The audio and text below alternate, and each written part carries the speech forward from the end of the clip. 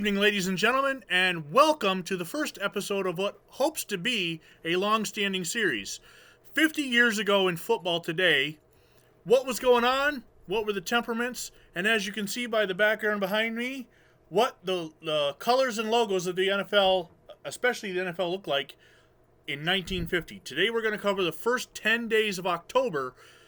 Before we get into that, though, what was going on in the world of football before October 1st? The Pittsburgh Steelers are the defending Super Bowl champions, winning their first Super Bowl championship. Before we get into that, let me introduce to you, if you follow the mouse here on the bottom of the screen, this is Charles, and up here in the top upper right, it's Chris, and I am Vinny. You may know me from Buffalo Bills podcast, but if not, if not, welcome to Pigskin Glory football 50 years ago today. So the first 9 months of the calendar year, there's not a lot of football that was played back then. I mean, we didn't have a spring league or anything like that. College did start in early September. They don't start in August like they do now. The NFL has a couple weeks that have been played. But the big news is the Pittsburgh Steelers are the Super Bowl champs. You guys' thoughts on that? Obviously, real quick before we get started, none of us are 50 years old. So we are amateur historians. Charles' specialty is baseball. Chris and I more into football. But a lot of what we're going to be discussing is stuff that we have read about, watched on film. And as we go forward, as time moves forward, and if we're able to stay with us, hopefully we'll get into a period where we're able to share some memories of football. But for now, not so much. It's just thoughts. Well, going to October 1st, 1975, the Vikings are 2-0, the Lions 2-0, Bengals 2-0, and Buffalo, incredibly, off to a 2-0 start as well. Now on our Facebook page, when we comment, we get into a role play as to how we'd be predicting going in. And my predictions were 1975 is Super Bowl 10. My predictions would have been, in theory, Oakland and Dallas, which I'm sure a lot of people in the 70s, every year were saying Oakland and Dallas, Oakland and Dallas. Obviously, the Raiders are 2-0 on start, and so are the Dallas Cowboys. So, yes, it's looking good so far. Super Bowl 10 prediction. Sorry. Go ahead, Chris. My Super Bowl 10 prediction, Rams, Bills. Now, Dallas is coming off a rare playoff miss in 74. The Redskins and Cardinals made the playoffs out of the NFC East. One of them was a wild card, obviously. The other one, the division champion. Dallas missed the playoffs, and they had been on a run since 1966 of going to the playoffs every year, right up until then. The offseason also brought forward the new draft, and the number one overall pick out of the University of Cal, Atlanta's Steve Bartkowski, the quarterback. So it'll be interesting to keep an eye on him. Any other notables you think out of that 1975 draft?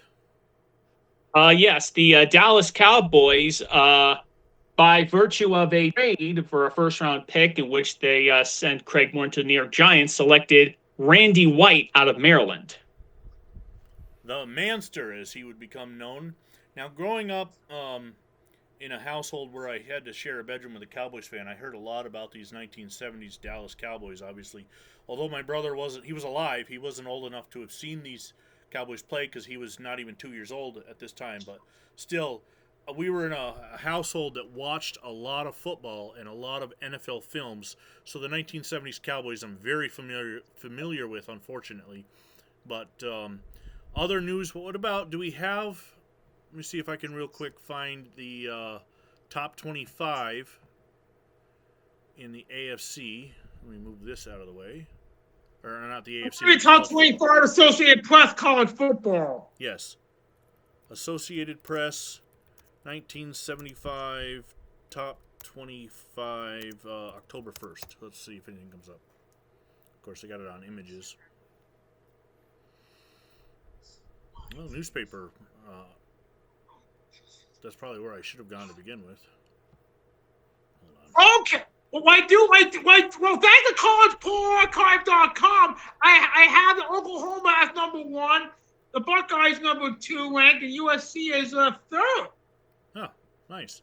Also going on, we have the CFL and the WFL. We'll get into them. World Football League, Canadian Football League. We'll get into them briefly as we talk.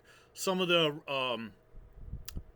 references I do use and Chris uses, newspapers.com, Pro Football Reference, Uniform Database to get all of our information. And you can follow us on Facebook at Pigskin Glory Football 50 years ago today, as you see the page right there. And here's our AI-generated logo, where it looks kind of like the football players are kneeling for some reason, wearing what looks like umpire baseball pads almost. But hopefully we can improve as we go on.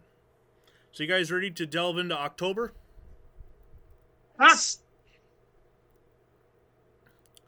Okay, 1975, 50 years ago.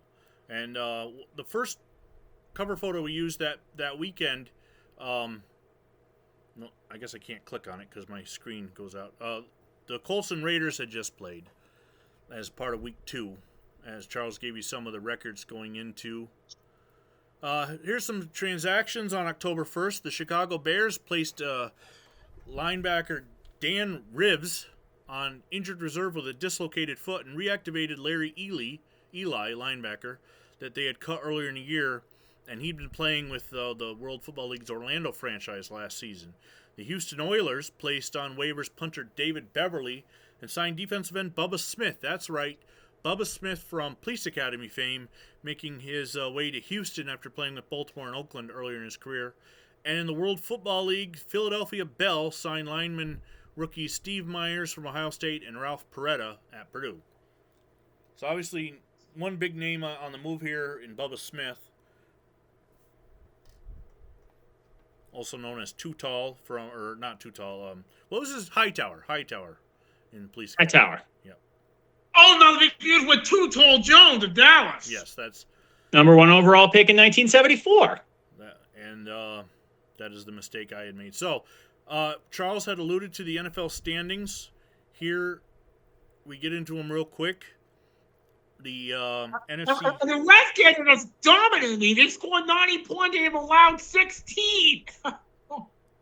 I wonder the regular opponents actually showed up the first 2 games. And no teams look worse than New Orleans. Look at their point differential. Outscored 62-3. And heading into week 3, there are 9 undefeated teams, which is not uncommon this early in the season. And 8 totally defeated teams. But interestingly enough, the Miami Dolphins, who are at this point only celebrating 2 seasons of being the only undefeated team, are not in the 9 undefeateds. So if they're waiting to pop champagne, first of all, they'll have to do it after practice. Some of them practicing in the World Football League, but they have a ways to go before they lose the other, till 9 teams lose in the NFL. They're also coming off their first Orange Bowl loss in 4 years. They lost the Monday night opener to Oakland. First time since 1971 they lost a home game. And we got a tiny Eastern Conference battle between the Alouettes 7-4 and Encore. Okay, now the way the Canadian Football League playoffs work, if the playoffs were to start today, Toronto would be at Ottawa, Winnipeg at Saskatchewan, Edmonton and Montreal getting byes.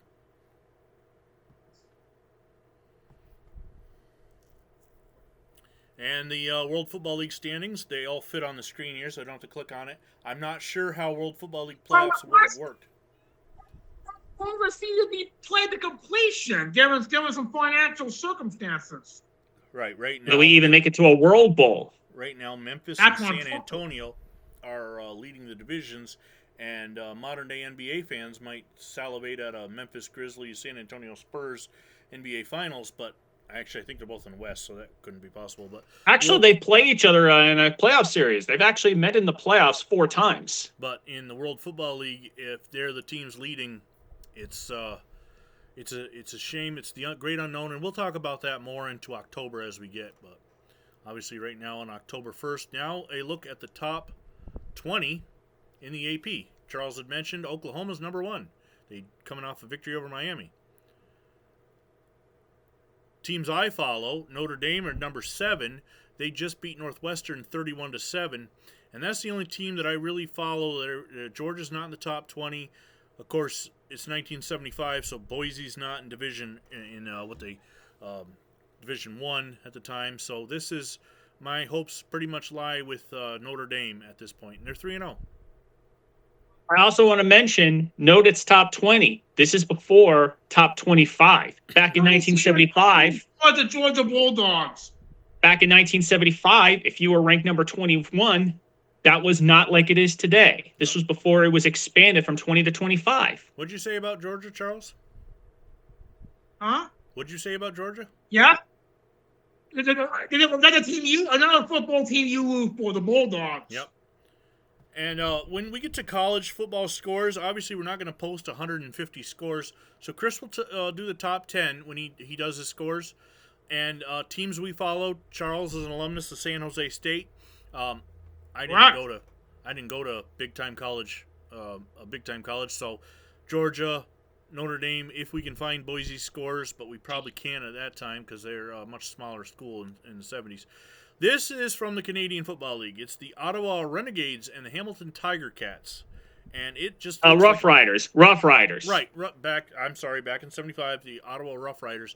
Just a wild looking, I believe it's a punt. Let's take a look at what's written here. The Rough Riders are looking to tame the Ticats and move into sole possession of first place in the East ahead of Montreal. And this is one of our first days, so the result is in the comments. The Rough Riders Ottawa beat Hamilton by a weird score of 16-11. Not a score-a-gami, by the way, to move into first place, fueled by that block punt, in front of the smallest crowd at Ivor Wynne Stadium since stadium renovations in 1971.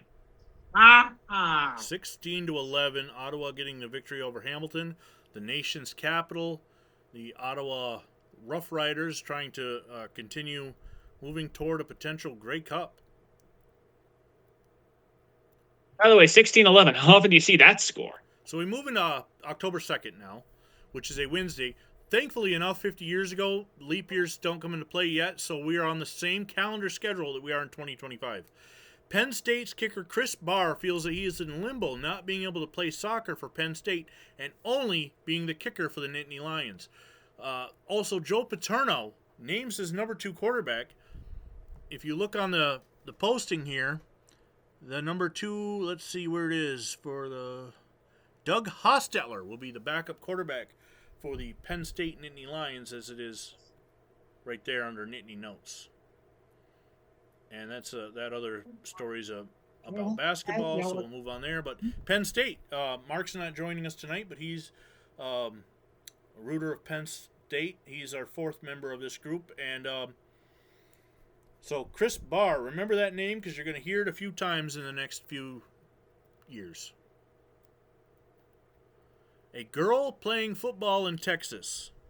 Michelle Biggers, boon for the Broncos. Now, it's not as uncommon nowadays, but in 1975, remember that even the movie Necessary Roughness hadn't come out yet. But this isn't high school. We're talking 8-year-olds here, so this would be Pop Warner level. But just interesting little footnote in history for girl power. For those of us like myself who have a daughter, doesn't play football, but always want to give them the best available. A little footnote, a little word to the wise. I am from the Adirondacks, and I played 30 years ago. I played high school football for a small football town called Saranac Lake. And so occasionally, every now and then, I will post. Most of the times, I'm going to leave this to my Saranac Lake page. But every now and then, I'm going to post about them on here, too. And if viewers want to get their high school information in, by all means, put it in the comments. The Redskins, which is what we were then, now we're the Red Storm, host the Devils. Jacks travel to Malone. So that is Ogdensburg. The Ogdensburg Blue Devils and the Saranac Lake Redskins would battle that weekend in 1975. Here, Penn State's Nittany Lions football team is excelling on both sides of the ball in 1975. They are ranked 7th in both total offense and total defense over the last 5 seasons, starting in 1970. And the Nittany Lions are averaging 407.1 yards per game offensively while giving up 265.8 yards per contest on defense. So Joe Paterno's got it going on in State College. And keep in mind, this is also impressive when you take into consideration the close call versus Temple and the offensive lack of power outage against Ohio State, taking that into consideration. So the NFL teams don't take breaks just because it's Tuesday and Wednesday. The Detroit Lions, veteran offensive lineman Guy Dennis, returned to the club after leaving training camp in August. For the New Orleans Saints, they've signed receiver Andy Hamilton as a free agent after he was cut by the Kansas City Chiefs.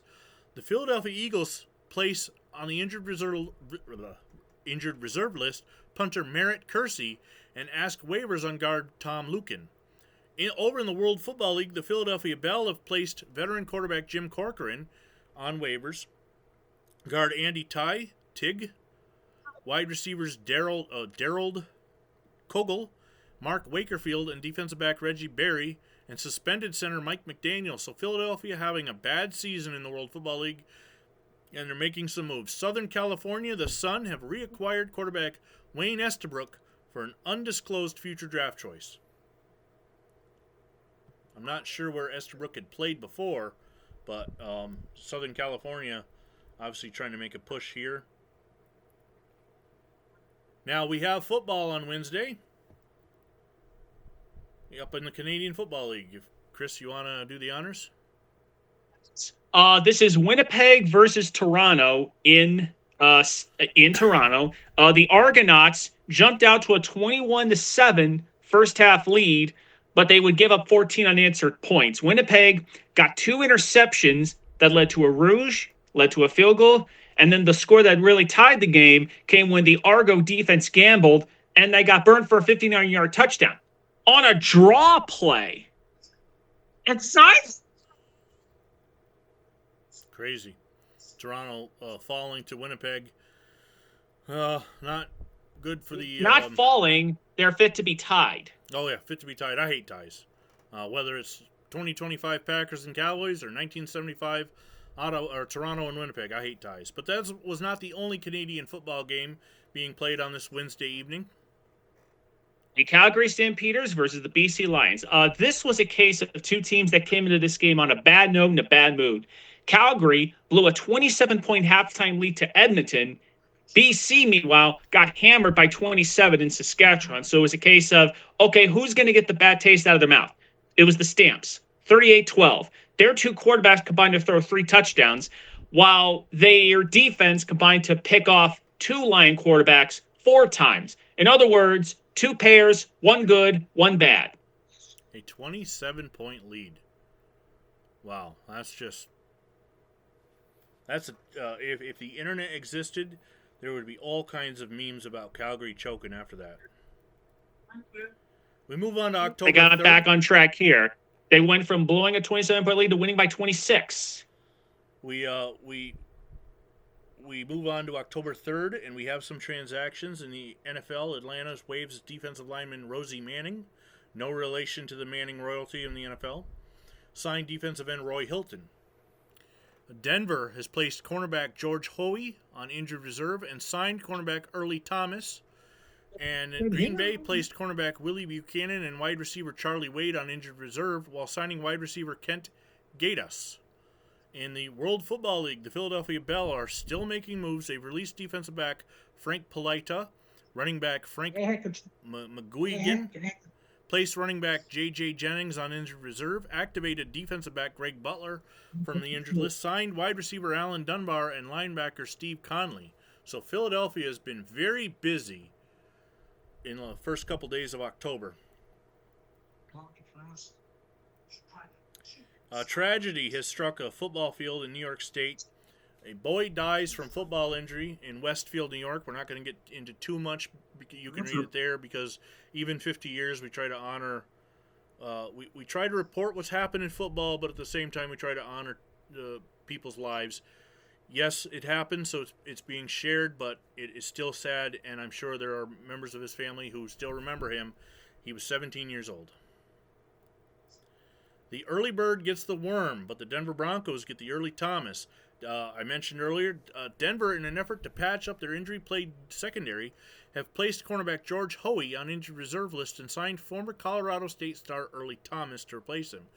Thomas is a 5-year veteran and was released by Buffalo earlier this season. The 6'1", 190-pounder was obtained by Buffalo last July from the New York Jets in return for draft choice. So Buffalo completely wasting their early bird. Denver gets him now and see if it works out for the Broncos. And irony, Buffalo plays Denver in a game we're going to get to in a few days. Yep. October 3rd, the NFL is against baseball's proposal to let the union negotiate contracts. So, Charles, I don't know how much you know about this, but there are a lot of course, throughout the 70s to the 90s, a lot of union involvement in sports. 2 out on the line. Whoa! This is kind of, But yeah, at the time, David McNally was challenging baseballs was of course playing out the 1975 season without contracts and declining playing so free agents before and for filing a 3-man arbitration panel. The hearing set to be taking place in December. Go on, Vinny. Ed Garvey, he's the executive director in the NFL. So interesting to note there that he does not want to let union negotiate. He wants to keep it between the players and the league itself. This weekend, the Colorado Buffaloes take on the Oklahoma Sooners. Here's a little preview by Ken Rosenberg through the UPI. Big game, obviously. Oklahoma's number 1 in the nation. And Colorado is always looking for the upset, especially in this Big 8 battle. And remember, this could be a trap game for Oklahoma. You know, they had a tough game with Miami last week, and they play Texas next week. Could this be the proverbial donut game? Last weekend, we had a scoreless tie in the heart of the Adirondacks in New York State. This weekend, this was involving the Redskins and the Lumberjacks held their annual battles in the junior varsity, went to a scoreless tie. Of course, the picture from the Archives New York State newspaper is not as clear as newspapers.com, so obviously the picture is completely washed out. But I have to do with we haven't had a scoreless tie in the NFL since, I believe, 1946. Although the Dolphins and Steelers came within 30 seconds of a scoreless tie in 07. Yeah, we still would have gone to overtime though. Or was that in overtime? No, they scored. No, it was in regulation. Passing away on this day, Hugh Sullivan, guard with the Duluth Eskimos in 1926. Here's his obituary. He was 77 years old, so of course that would make him 127 if he were still alive today. Living in Glendale, California. He played 1 season in the NFL, and that is sometimes all it takes. Duluth, of course, is up in Minnesota. They just beat Milwaukee. Wow. This date in touchdown history, another group I run. Wagner, Indiana High School football under the lights as Chestertown High School travels to Carmel. In the third quarter, Chestertown running back takes a toss sweep and cuts back going 58 yards for the score that made the score 13-13. Carmel would end up winning 20-15, and this comes to the original YouTube upload from Jeff Custer. And here you can take a look. Wow, there was a safety. By the way, look at that score. There was a safety in that game. Yeah, and the running back just breaks away and he's gone, kind of like Bijan Robinson was tonight. How many yards did he go for in that one? I'm not sure. New Mexico and BYU play, and the Cougars shut out last week by Arizona State, trailed 12-0 at halftime. But Gifford Nielsen, there's a name, if you're a Houston Oilers fan, you might recognize from the late 70s, rallied Brigham Young with 2 touchdowns, and then they got a field goal with less than 2 minutes remaining to complete the Cougar comeback. And can I give you one oddity about this game? Go ahead. The previous week, BYU had been shut out by Arizona State. Beginning with this game right here, the Cougars will not be shut out again until 2003, starting with that game. That's that's almost 30 years of not getting shut out. That's huge. Remember, they had remember that legendary run of quarterbacks they had. Yep. There you go, Chris. The next, we move on to October 4th, which I believe now is Friday, or is this a Saturday? Saturday. Okay. It's Saturday. Number 3 Trojans get past Iowa 27-16. This was another early kickoff for USC, West Coast team going east. Another slow start. They fell behind 10-0 thanks to 2 fumbles. They also struggled in a similar spot against Purdue. Ricky Bell, who's had 2 200-yard games already, had 163 yards, and he got 3 touchdowns from Hurdle. While Iowa is not only 0-4, they've lost 8 straight games dating back to last year. You know, Ricky Bell is obviously somebody that none of us would have gotten to see play live because of the tragic circumstances with the illness and him passing away so young. But I watched a made-for-television movie in the late 80s. I'm not exactly sure the name of it, and that's what got me how I found out about Ricky Bell, and I've seen some USC and Tampa Bay games in the since the advent of YouTube and tape trading and all that. So I've been able to see him play since, but it's just a shame that his career was cut so short. Not quite on the same standing as Brian Piccolo, but still, Ricky Bell was an amazing runner in his time. So Saturday, stuff is still going on. The NFL is still out there working. San Diego has put quarterback Virgil Carter on waivers to make room for quarterback Bobby Douglas, who was picked up on waivers on Thursday. Now, if you were a fan of the football in the early 70s, Carter had led the Bengals to the playoffs. Bobby Douglas was a scrambling type quarterback with Chicago. Not really one of the best passers that ever come through the NFL. So Here's a fact about Bobby Douglas. Until Randall Cunningham, he was the first quarterback to rush for 900 yards in a season. In fact, until Michael Vick, he held the single-season rushing yards record by a quarterback until Michael Vick. Makes you wonder if Virgil Carter was just in that bad a shape by 75, if San Diego would rather go with Bobby Douglas than him. Well, remember, Carter was also, he was kind of, the guy after Greg Cook got injured, and with Ken Anderson coming in, he was just caught in a trap. Passing away on October 4th, 1975, Guy Turnbow, who played tackle, end, and defensive back for the Philadelphia Eagles from 1933 to 34, and we don't have his obituary, so if you want to, you can find out his stats by going to Pigskin Glory and scrolling down to October 4th. You can click on the Pro Football Reference page. One of the OG Eagles. Philly made their NFL debut, Eagles, in 1933. Here's a first sighting of one of my teams. I'll let you take this one, Vinny. Georgia tames the Tigers 35-7 on the strength of Kevin McLeod's 4 touchdown runs. Though his 4 scores were for a combined 6 yards, he ran for 103 yards on the day. And it's always good to beat a South rival like Clemson early in the season. Georgia and Clemson, of course, will go on a lot more glory in a few years, but neither of them are ranked, I believe. So this is a good win for Georgia, 35-7 over the Tigers. Think about that.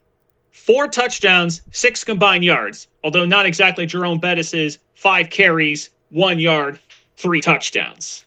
More football to talk about in the Deep South.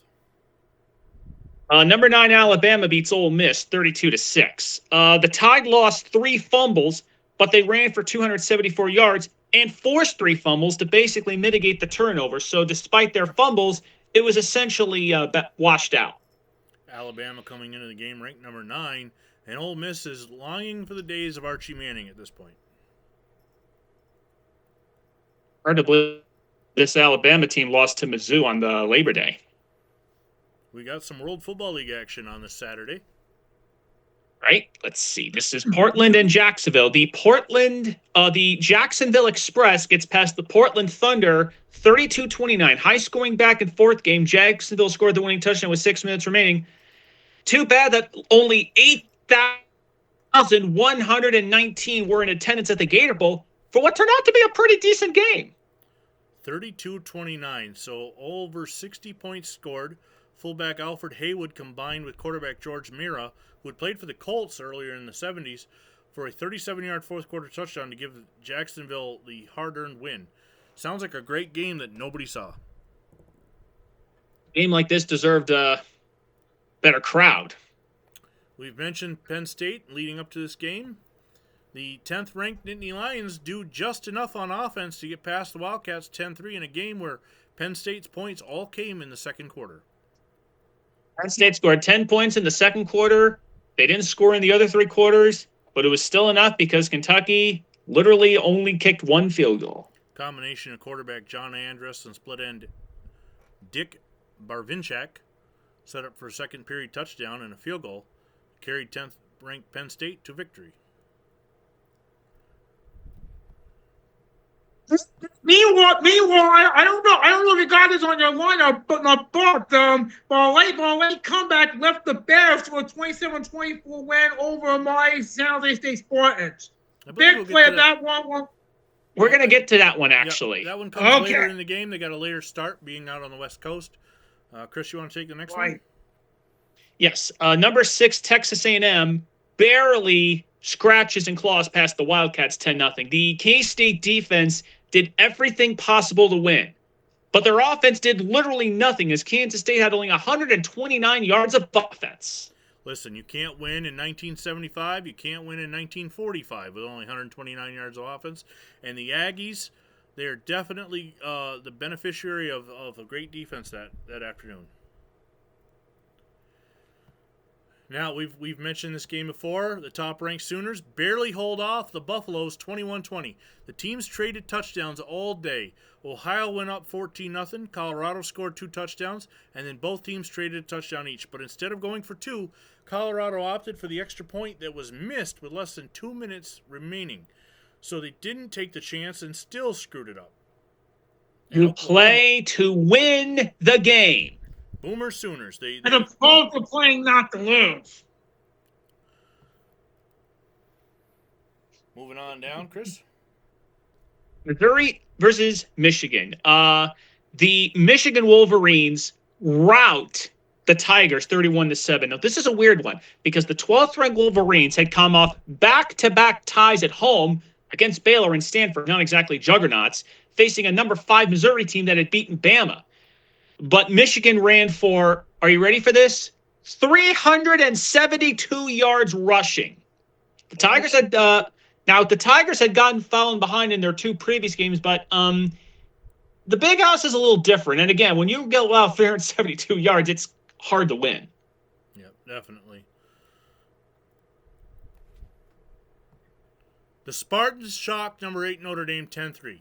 7-point underdogs, Michigan State broke open a 3-3 tie as a 76-yard run set up the game-winning score with less than 4 minutes remaining. It marked the first time Notre Dame in 49 games failed to score a touchdown. Tyrone Wilson had the second straight. Go ahead. This is also the second straight year the Spartans pulled off a big upset. In 1974, they beat number 1 Ohio State. Just unacceptable for Notre Dame to play like this offensively. They're going to have to try to find a spark. On a side note, Colorado State beats Wyoming 3-0. Wyoming Western Athletic Conference football game, Colorado State and Wyoming, 3-0 in a low-scoring affair. That, of course, a game of all time. That, of course, would not be a ranked game, but it was caught up in the paper, so why not tell you? All right, here's a game that will have more significance in later years. Nebraska gets past Miami, 31-16. Yes, Miami, who put a major scare in Oklahoma last week, led 9-7 at halftime in Lincoln. But Terry Luck was replaced by Vince Ferragamo, who led the Big Red to 24 second-half points. But how about that for Miami? They held their own against the Big 2 of the Big 8. Vince Ferragamo, and there is a name that you're going to see in the next few years, especially coming off in a reserve role. But I want you to notice the picture on the YouTube thumbnail. That the Miami Hurricanes are wearing black helmets, and we'll see that again when they play against Colorado. That was their thing back then, black helmets, but they still had the U logo on them. Here is the Oklahoma Sooners had a top 20 battle. Here's from Touchdown of the Day, another Facebook page that I run, as Joe Washington takes the punt back 74 yards to give Oklahoma a 14-0 lead. That would be, of course, There's a name to remember. Just remember this name, Vinny. Joe Washington. Notice how he was able to kind of slow up when he's so far out in front of the Buffaloes that we'll take another real quick look at it. He gets the ball on the 25, officially 26 by statisticians, and he's just gone. He gets through the wave of Buffaloes. There's one punter to beat, and he gets taken care of, and he just kind of jogs in the end. And a Chris Berman, he could go all the way. And Vinny, if you remember what Joe Washington famously did on that Monday night in 1978, consider that a sneak preview. Charles, if you can see the screen and you want to give this one, here's your call. Yep, I do. I do the Cal Net, the Spartans on a pass. I think it was someone by the name of Wesley Walker.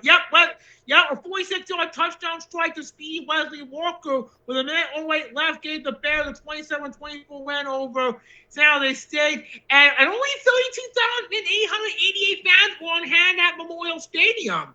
And remember, Charles, San Jose State had just won at a ranked Stanford team the previous week, and they almost beat a Cal team with 2 future NFLers. So pretty nice. And remember, they had shot Oregon, so pretty nice, decent 3-week showing for your Spartans. And I kind of think I know his name Wesley Walker so well. What do you think he played for the Jets? Jets, yep.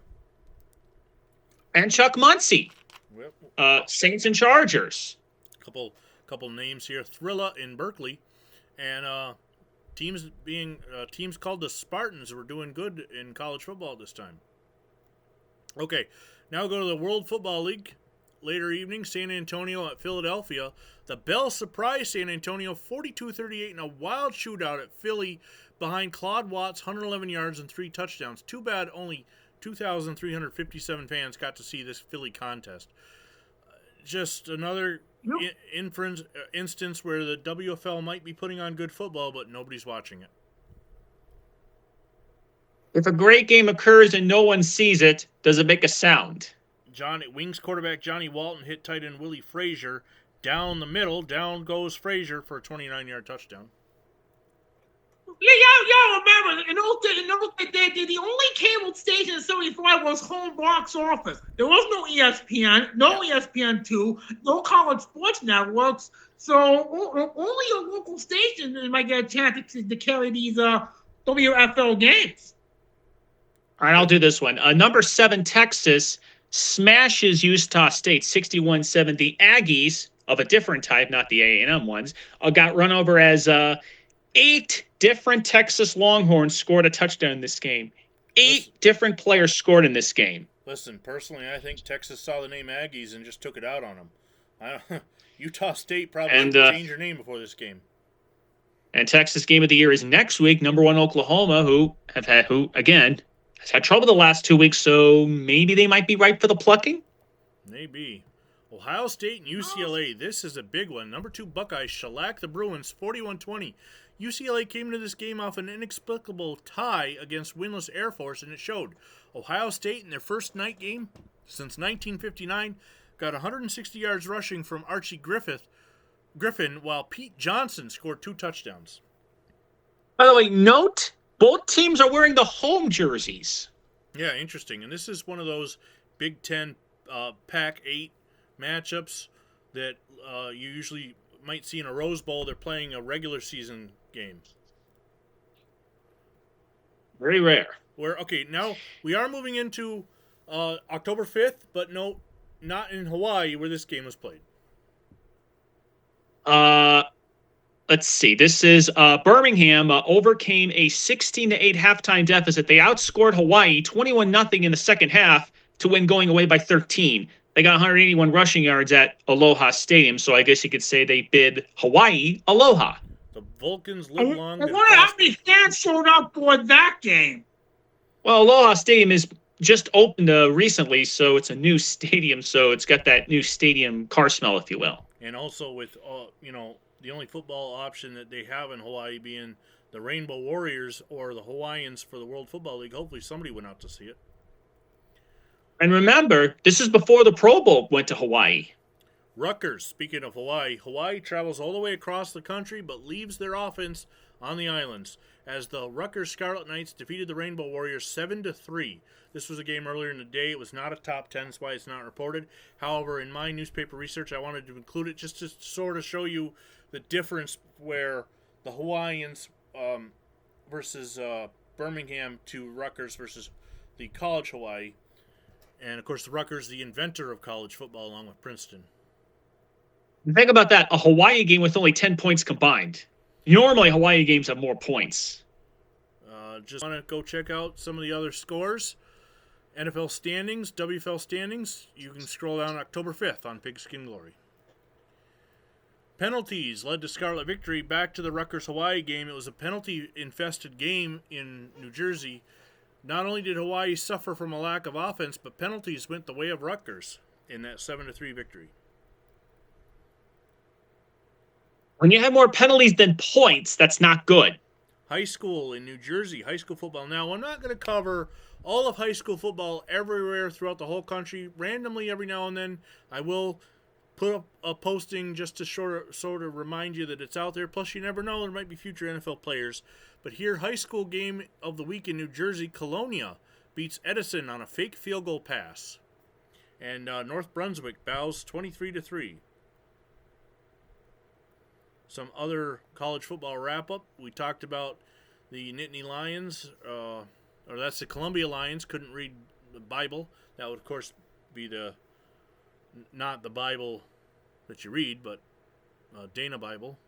The Sooners escaped. The Irish are upset 10-3. Alabama belts Ole Miss. Stanford routs Army. Just some other college action. A little preview. Charles, I know you're San Jose State. By the way, Charles, that Stanford team, that's the team that San Jose State beat last week. So that makes sure that win look a little better. Right. Little NFL preview. If you're opening your Sunday morning newspaper, the Oilers will find Bengals healthy this time, and the Vikings capitalize on Monroe mistakes. That actually is not the Minnesota Vikings. That's more high school in New Jersey. So, Vikings will play on Saturday until December. Princeton University has female managers for their program, and it works. They'll make the tough guys say please. So the Princeton Tigers, the other half, the college that invented football. NFL transactions, top 20 scores. We went through the top 20. But the Green Bay Packers have signed free agent defensive tackle Bill Windauer, who was released recently by Baltimore, and placed wide receiver Morris Owens on injured reserve with a leg injury. Now, I'll start this because it's one of my teams. Atlanta beats New Orleans 14-7 in a battle of 0-2 teams. Rookie Steve Bartkowski got his first win thanks to an unusual play where the Falcons got a 50-yard fumble return touchdown from tight end Jim Mitchell. Yes, Vinny, think about that. A fumble return touchdown by a tight end. I'm imagining it must have been one of those deals where the fumble, it was an offensive fumble. Remember, this is before the Holy Roller, so he picked it up and scooped it and scored for his own offense. That sounds like a classic Chris Berman rumbling, bumbling, stumbling. Go ahead, Chris. Buffalo blast Denver 38-14. The Bills powered their way to 3-0 against the 2-0 Denver team that just won on Monday night behind the double-barreled rushing attack. O.J. Simpson, 138 yards and a touchdown. Jim Braxton, 102 yards, 3 touchdowns. So the two back combined for 240 yards and 4 scores between them. And Ferguson led in passing yard with 143. So Bills fans, obviously not known as Bills Mafia back then, but they'd definitely be happy with a 3-0 start, coming off the playoffs in 1974 in which they lost to Pittsburgh in the divisional round. And remember, last week they made Pittsburgh look anything but steel curtain last week, so much for a letdown. How about our rivals in the AFC East? The Jets rout the Patriots 36-7. Joe Namath throwing 4 touchdowns and Jim Plunkett 3 interceptions, and that says all you need to know. On the bright side, Charles, at least the Red Sox are making up for that one. Yeah, the Red Sox won 7-1 against the Oakland A's, and they won 6-3 on this day, and they're going to Oakland up 2-0 in the series. Okay, Chris? Pittsburgh crushes Cleveland 42-6. The Browns did not think it could get worse after losing by 32 at home to the Vikings last week. How about a 36-point home loss to the other Super Bowl IX representative in 2 home games against back-to-back crushing defeats by their Super Bowl participants from 1974? If that don't tell you where you stand. And when was the last time Cleveland got whooped at home? Remember, throughout the 50s and 60s, Cleveland usually delivered butt whippings at home, not received them. The Oilers and Bengals, we saw the preview in the Sunday morning paper. In a battle of 2-0 teams, Cincinnati comes back from 10 down in the fourth quarter to beat Houston 21-19 on the strength of Ken Anderson's 3 touchdown passes. And this is a pre-mustachioed Ken Anderson. It took until week 3 for Houston to lose their first game. Usually it takes them 8 weeks to win the first game, but they had a 500 season. now I think it's getting to the point where beating Houston is no longer expected. You can get more coverage on that game on YouTube. It was the game of the week for NFL Films that week, the following weekend in 1975. Giants and the Cardinals. St. Louis cut the Giants down to size 26-14. The Cardinals, for the first time in franchise history, and you know that's a long time, had two 100-yard rushers in the same game. Terry Metcalf, 109, Jim Otis, 101. Think about that, Vinny. The Cardinals in the late 40s. Kevin gave Woody Hayes with love. Rushing yards and not passing. The Cardinals in the late 40s had that $1 million backfield of Charlie Trippi and Marshall Goldberg, and they never had 200. Elmer Angsman, they never had 200-yard rushers back then. That's crazy to think about. Well, sometimes like maybe one guy would go crazy, the other guy would get 80. Like sometimes you'd have 80 yards, 70 yards. Like there were games where they could go for over 200 yards, and only one guy would hit a century note. So you're telling me too that the New York Giants Disco New York look logo on their helmets is not paying off so far in 75. Well, they won their first game. Who knows if they'll win again? Charles, I'll let you take this one. Oh yeah, the 49ers, and we did win our first game, beat the Chiefs 20-3. The defense recorded 6 sacks and forced 4 turnovers. Now, boy, Brock Purdy and I could beat Pat Mahomes, the Chiefs. Or Jimmy Garoppolo. And Chiefs will ever have an important game. I mean, in 1971, if what's his name makes that field goal against Miami. Yeah. The Bears and Vikings. Minnesota skulls Chicago 28-3 on the strength of Fran Tarkenton's 3 touchdown passes. The defending NFC champions are 3-0, looking back to get back to the Super Bowl for the 3rd year in a row. By the way, what are the odds we'll ever see a 28-3 score again? You're up, Chris. Dolphins, Packers, Miami mauls Green Bay 31-7 behind Don Nottingham's 102 yards rushing and 3 touchdowns. So I guess he's this year's Larry Zonka. The sheriff of Nottingham was arresting Packer defenders all over the place. And I know this has to tick you off because he used to play for the Colts. He did, and he never liked to see, as a Bills fan, never liked to see the Dolphins do well anyway. This date in touchdown history. Let's take a look at Billy White Shoes Johnson. Tight game, the Bengals and Oilers. Dave Green let the punt sail past the coverage, and White Shoes Johnson takes off up the sidelines for 63 yards, and the Oilers led 17-7 at this point. And he had scored a touchdown earlier that had been called back due to a penalty.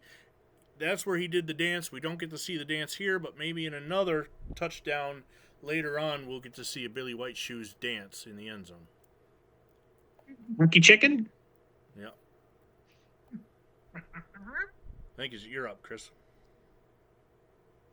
Raiders and the Chargers. Charles, the A's beat the Padres. Check the Raiders department told signal victory over San Diego. Couldn't the A's beat the Padres? Now, this game was not exactly an artistic masterpiece, but the Raiders' defense recorded 5 sacks, and George Blanda had 2 3-run plays, field goals, and San Diego had, are you ready for this? 5 first downs. Yeah. John Madden, the defense was just super. I can't do a John Madden. I wish we had Frank Caliendo to join us to do a John Madden there, but. No word if the Chargers had to use some tough acting to Nacton after that one. 0-2 Philadelphia shocks 2-0 Washington 26-10. Philly trailed 10-9 at halftime, but outscored the Skins 17-0 in the final 30 minutes as beneficiaries of an uncharacteristic 6 Washington turnovers. The over-the-hill game. Sounds like the Bakery business was booming. Is age catching up with the over-the-hill gang? And take a look at that. And by the way, that is. And remember, Washington still has to play Houston, so maybe this was a trap game? Yeah, maybe. All right, Chris. Los Angeles beats Baltimore 24-13. The Colts led at halftime 13-7, but then the Rams won the second half 17-0. Despite falling to 1-2, Baltimore has more than held their own against LA and Oakland teams that a lot of people are telling for the Super Bowl. Remember, the Colts were 2-12 last year, and they held their own against a pair of heavyweights. Yeah, it's rough to see Baltimore lose, but the World Football League standings Week 11 is over with. Memphis is now tied with Birmingham, just a half-game lead based on percentage. They've played one less game. San Antonio, meanwhile, still leading the West. Not sure again how the playoffs would have worked had they played them. Would Southern California have been in the playoffs? Forget the Eastern Division. Jacksonville was 6-3. They're only a game back of Memphis. Yep. So now Memphis isn't first, but again, remember that's the team that basically signed all those Dolphins. So I guess they're getting what they paid for. And we basically have 2 weeks left, and we'll get into more of that when we get to it. But the CFL, Ottawa still in first place at 8-4.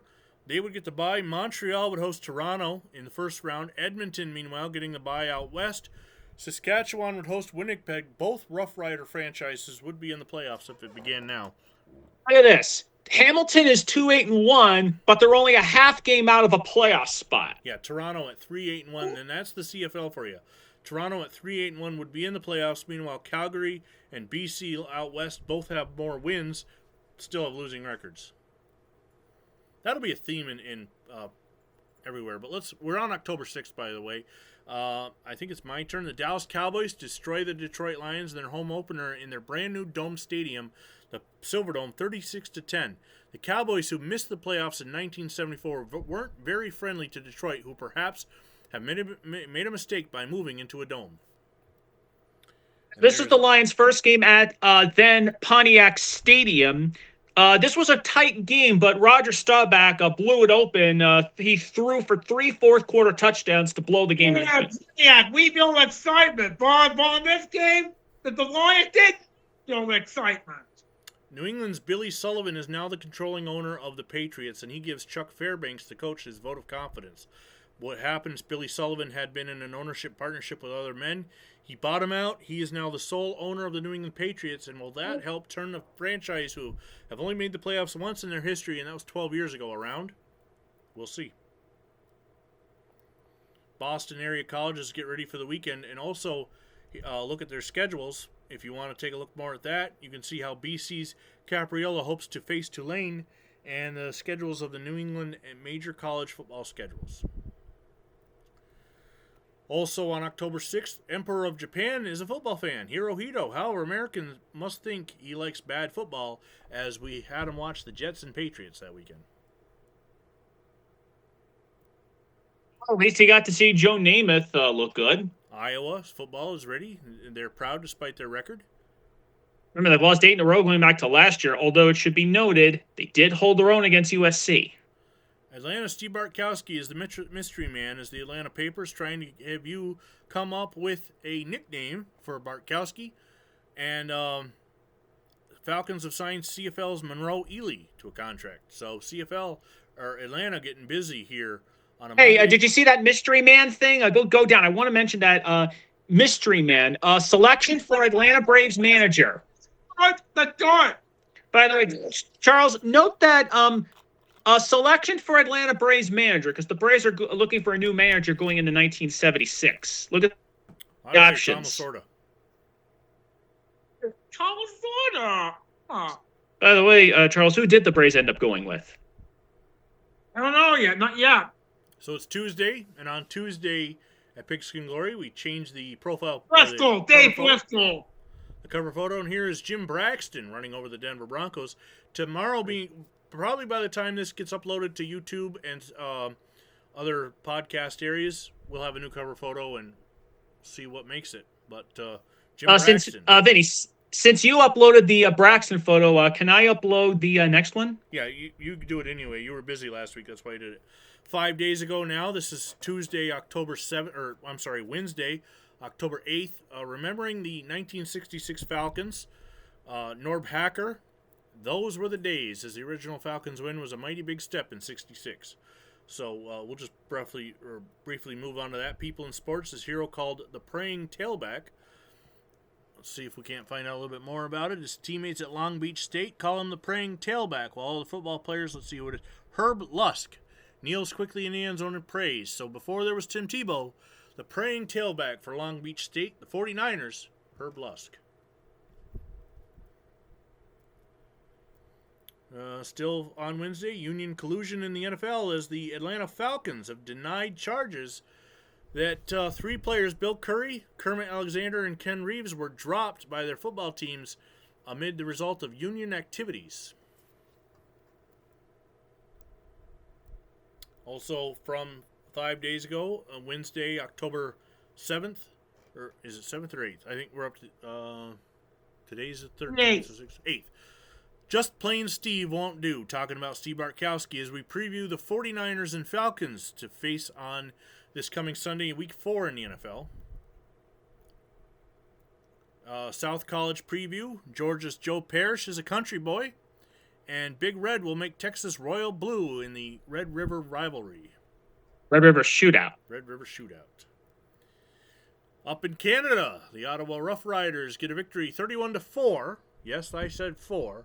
But they lose their running back for an undisclosed period of time. A truly Pyrrhic victory for the nation's capital. So with the win, they move ahead of Montreal for first place. But again, they got the win. They're ahead of Montreal, but at what cost? Now we go on to Thursday. It's high school football in Canada, team tackling, gang tackling high school style. Even up in Canada, they do play high school football just because you never hear about them. There is college football up in Canada as well.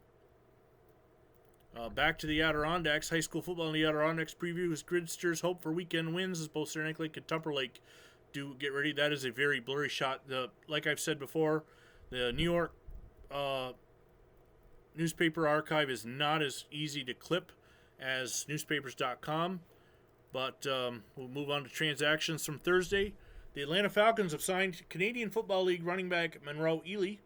The Green Bay Packers released guard Chuck Brandon and linebacker Joe Carroll from injured reserve list. The Kansas City Chiefs have placed guard Randy Beisler on injured reserve and signed defensive lineman Bob Maddox. The San Diego Chargers released wide receiver Marlon Briscoe and signed wide receiver Joe Sweet. So that's a big name being released from San Diego. Remember, they released Virgil Carter last week, and this week Marlon Briscoe. So guys who played big roles in the league late 60s, early 70s that San Diego seems to want to dump. Cleveland sold defensive back Eddie Brown on waivers to the Washington Redskins and signed defensive back John Pitts. Washington, meanwhile, places defensive back Ken Stone on injured reserve.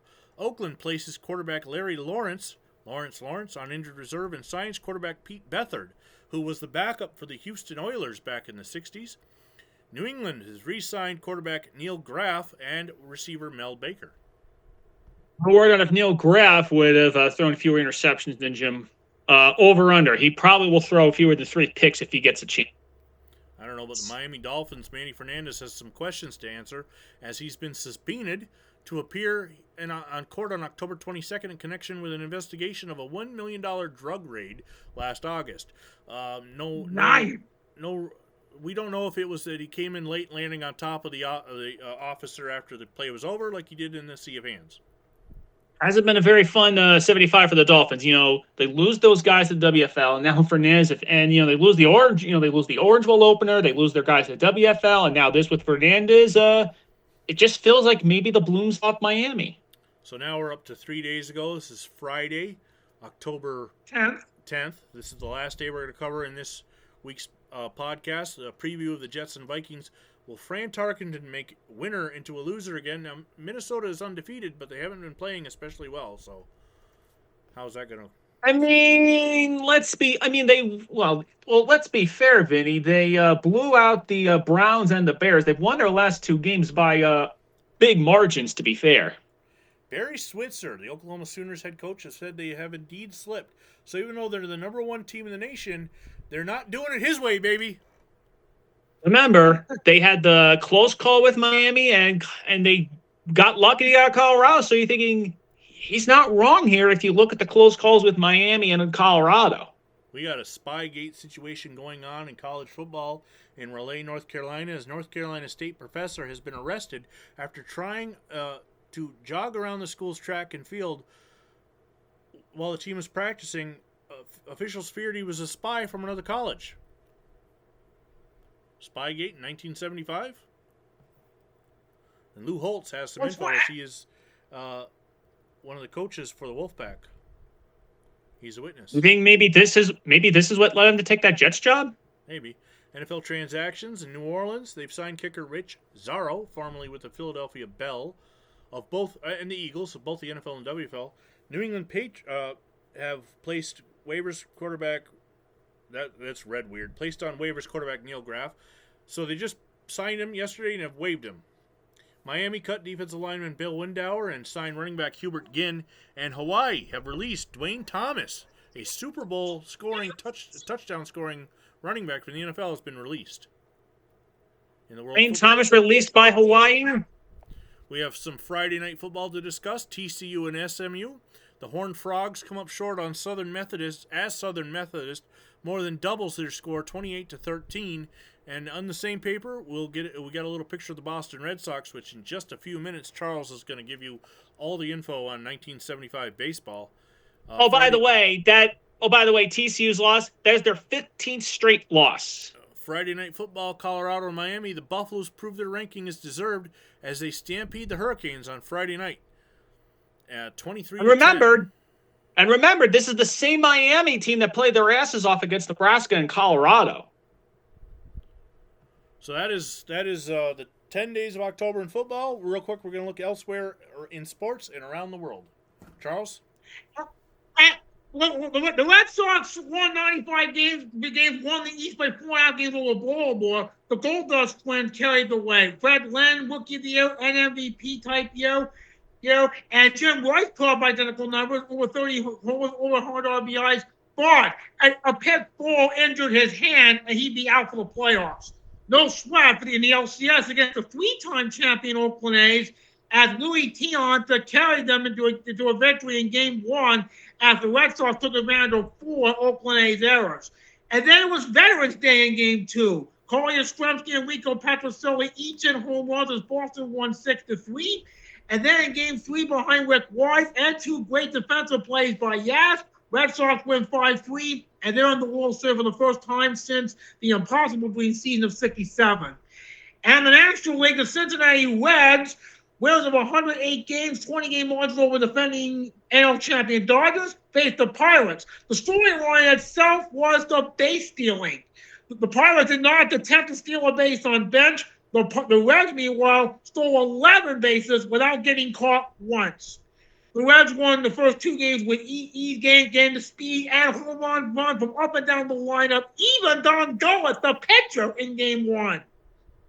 Then in Game 3, despite Candelaria's 14 strikeouts, the Reds scored 2 in the 10th to win 5-3. And so it's going to be the Red Sox and Reds in the October spotlight, which starts on the 11th, which we'll cover when next we meet. Elsewhere in boxing, on October 1st was the Thrilla in Manila. Muhammad Ali defeats Joe Frazier in a boxing match in Manila, Philippines. The fight was viewed live by well over 100 million people worldwide. Down goes Frazier! Down goes Frazier, yes. Although, unlike that Foreman fight, this one was a tad more competitive. Anything else we want to look up, see what was happening? Television, movies? No, Saturday Night Live hasn't debuted yet. Not yet. We're getting close to that, though. I think we'll tackle that in the next episode. Let me go ahead and plug in 1975 in film and just give you a little information on events or whatever.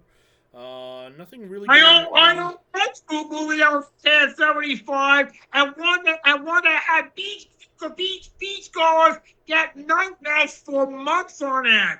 On October 3rd, one movie was in theaters, The Master Gunfighter, starring Tom Laughlin and Ron O'Neal. Burgess Meredith was also in that film. On the 5th, the Penguin from Batman. And Mickey from Rocky. Yep.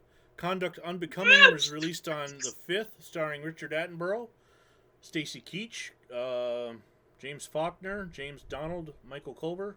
That was a British film. Also on the 5th, this is the 8th, Hard Times, starring Charles Bronson and James Coburn, Jill Ireland. Hearts of the West on the 8th as well, Jeff Bridges, Andy Griffith, Donald Pleasance, Blythe Danner. Mahogany, as well on the 8th, Diana Ross, Billy D. Williams, Before Orlando. What else? On the 10th, Listomania, whatever. Ringo Starr was one of the stars of that movie. Royal Flash also came out, starring Malcolm McDowell, Alan Bates, and Shivers. So we're getting into Halloween season. That sounds like a Halloween movie. Paul Hampton, Joe Silver, Lynn Lowry, Barbara Steele. Just for a little information on 1975 in film. Speaking of Andy Griffith, his former teammate Ronnie Howard is doing pretty well in a revised Happy Days format that now has Fonzie living with the Cunninghams in their third season on ABC. It's now on two. It's going to be a top 3 in the rating when the 75-76 season ends. Although All in the Family is going to grab the top spot for the 5th consecutive year. Hey. On October 3rd, EMLL held their 42nd anniversary show where El Santo defeated Perro Aguayo in a best 2 out of 3 falls Lucha de Apuesta, which is a mask versus hair match. So Perro Aguayo had to give up his mask. Let's see, any other notable... Yes, on October 8th, Worldwide premiered on television. That will become a staple of WCW in the 80s and 90s. Back then it was part of Jim Crockett Promotions. Let's see, championship changes. NWA Light Heavyweight Champion is Dr. Wagner. NWA Champion, currently Jack Briscoe. And it didn't have the WWF Champion listed, but I believe in 75 it's Bruno Sammartino.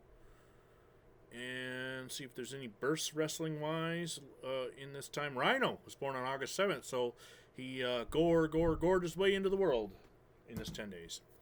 That's all I have. If you guys don't have anything else, we'll wrap it up, and we'll see you for October 11th and 20th in the coming days. Okay. Goodbye.